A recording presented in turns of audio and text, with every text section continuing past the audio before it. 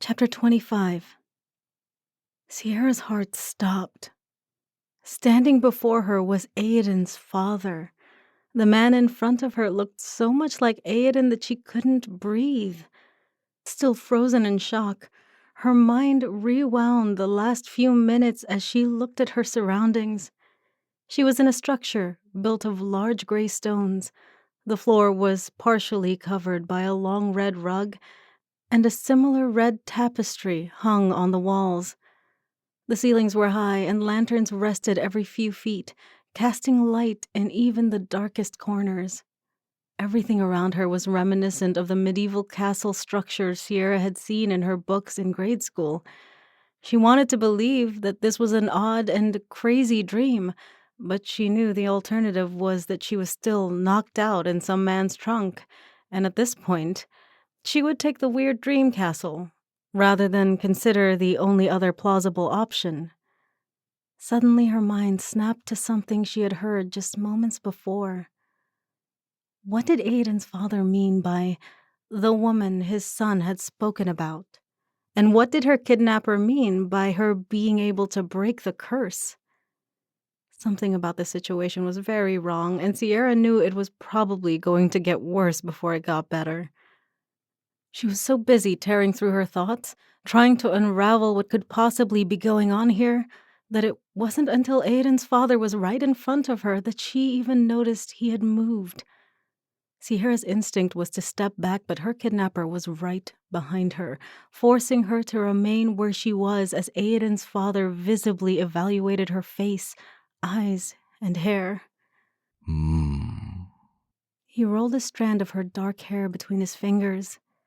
Sierra's heart was attempting to break out of her chest, but she wasn't sure what she should be feeling right now. On the one hand, Aiden had told his father about her, which was something that most women were happy about. But on the other hand, she was 99% sure she wasn't able to break some fake curse, so this could be about to get ugly. Aiden's father finished his evaluation and stepped back, snapping his fingers simultaneously. A woman appeared next to him, and Sierra quickly noticed how her ears weren't pointed, indicating she was likely human. And likely a servant, her heart reminded her. Aiden's father motioned to Sierra. Get her cleaned up and prepared for the ritual. Ritual? Sierra didn't like the sound of that, but it didn't matter because her hands and mouth were still restrained. She could do nothing but follow as the woman motioned for her using a sweeping hand motion Sierra was somewhat familiar with. The woman was about Sierra's height, with mousy brown hair that was braided down the center of her back. She wore a simple green dress that was loose around her curves and stopped just before the top of her feet, clad in simple black slippers, which didn't look like they would keep the cold of the stone floor out. Sierra was so busy evaluating the dress, she didn't notice that the woman had stopped until she collided with her back in an embarrassing way that almost had her toppling over if she hadn't, equally embarrassingly, grabbed the woman's shoulder at the last second with her bound hands. She tried to mumble a sorry as she removed her hands, but it came out a bit like a moan with the cloth still in her mouth. The woman didn't say anything, and her eyes didn't even rise to meet Sierra's as she opened the wooden door and ushered her inside. More questions bubbled in Sierra's mouth, but they, too, were blocked by the cloth. She watched as the woman began to heat water over a fire in large black pots before pouring it into a gray wash basin that looked to be made of stone. Sierra felt a bit of shame as she just watched the woman cart buckets of water from the fire to the tub to the pump in the corner of the room and back. She wanted to offer to help, but figured it wasn't allowed even if she had full use of her hands. After what had to be 20 trips, finally, the tub was full of water, steam curling from the surface, and the woman motioned for her to get in. Sierra raised her eyebrows, looking from her tied hands to the woman. Clearly, she couldn't get undressed like this. The woman noticed her predicament and quickly left the room, closing the door behind her. In a few moments, she was back with a small knife, and she quickly sliced through the bindings on her wrists. The moment her hands were free, Sierra yanked the cloth from her mouth, trying to swallow, but her mouth tasted like sandpaper, and her salivary glands had apparently thought they didn't need to work because it felt impossible to get enough saliva to do so. Oblivious to her struggle, the woman motioned to her clothes in the tub. Sierra rolled her eyes and began undressing, still trying to get some form of moisture in her mouth so she could communicate, but to no avail. Not seeing any other solution, she pointed to her throat and said, "Water," but it came out hoarse. The woman appeared to understand her predicament, however, and she pointed to the pump near the fireplace, which she had used to fill the buckets of water before heating them over the flame. Without a second thought, Sierra rushed to the pump, lifting the handle up and down as she had seen the woman do several times, bending down to stick her head beneath the trickle of water that appeared a few moments later. She didn't even care that the stream of water increased, splashing all over her face and clothes. She was about to bathe anyway. At least, that's what she assumed at this point. After she had let copious amounts of the cooling liquid slide down her throat, Sierra righted herself, looking back at the woman who had filled the tub. She now looked annoyed, probably not expecting Sierra to drink that much. Now that her mouth felt back to normal, Sierra did the first thing that came to her mind, and she stuck out her hand to the woman for a handshake. "I'm Sierra," she said. "And you are?" The woman just looked at the tub, ignoring her hand. "Maybe if you tell me what we are doing, I can better understand?" She tried, but the woman just stood and looked at the tub.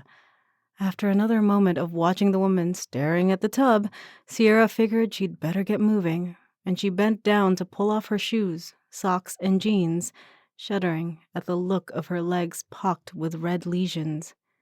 She knew the woman would likely be afraid, as most people were when they saw her skin, but it served her right for not even introducing herself.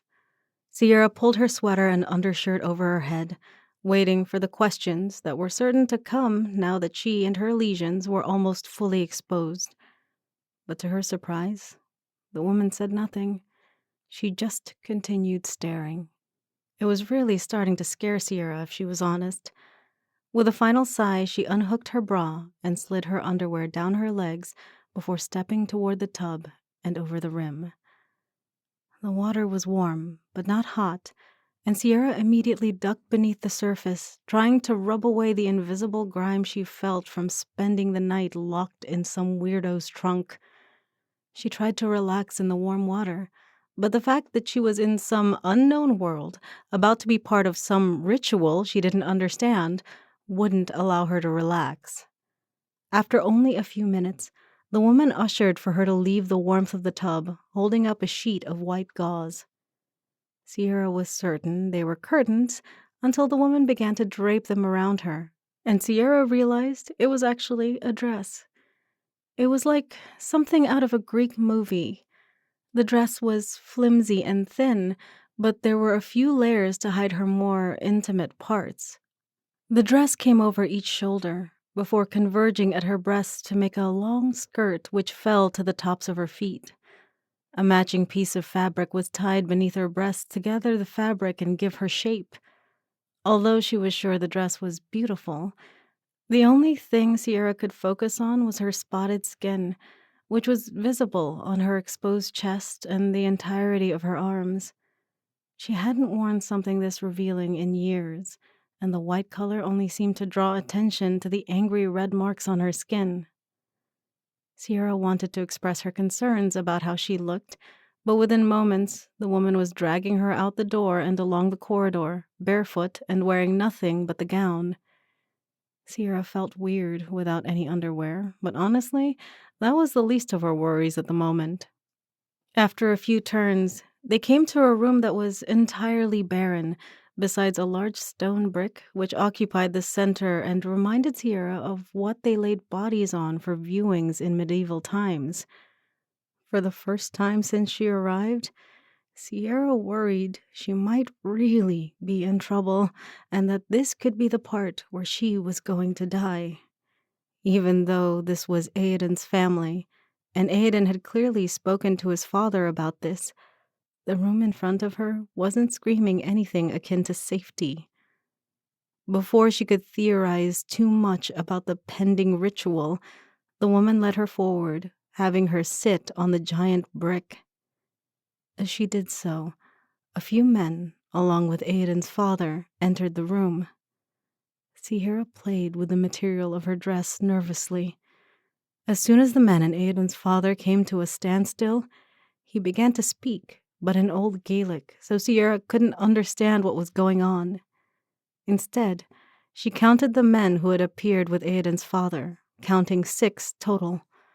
They were all dressed in long robes that touched the ground, far different from the fancy medieval suit Aiden's father wore. As Aiden's father finished his speech, the woman directed her to lay back on the stone. Sierra nervously glanced around the room, but she didn't see any sort of weapon that might lead her to think her death was imminent.